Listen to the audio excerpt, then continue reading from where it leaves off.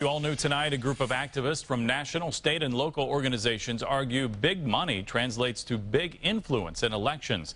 They're calling on Congress and specifically one U.S. Senator from Indiana to change that. RTV6's Katie Hines joins us live downtown with details. Katie? Todd, about 24 people gathered here downtown outside of U.S. Senator Joe Donnelly's office, urging him to sign on to this, a resolution that would curb the amount of money in politics nationwide. What do we want? Democracy. When do we want it? Now. Members of 10 organizations made their voices heard near Monument Circle this afternoon. Voters in, money out. The group is asking Senator Joe Donnelly to sign on to a proposed amendment to the U.S. Constitution. It's where we have to start returning sanity to the campaign finance system. The amendment gives Congress and the states the authority to regulate and set reasonable limits on the raising and spending of money by candidates and others to influence elections.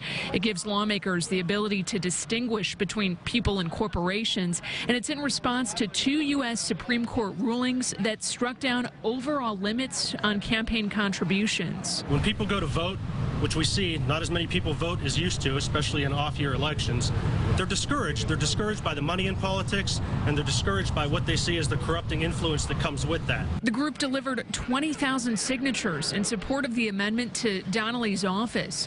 He tells us he supports the idea, but this group wants more. They'd like to see Donnelly sign on as a co-sponsor.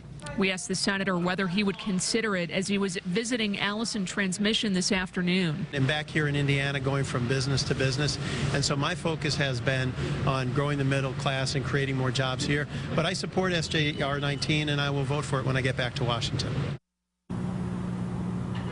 Dozens of organizations have collected upwards of 3 million signatures urging Congress to pass this constitutional amendment, and the U.S. Senate could vote on it as soon as next week. But keep this in mind. It would take a 2/3 majority of both the House and the Senate, as well as 3/4 of all 50 states to approve this in order for it to be added to the U.S. Constitution.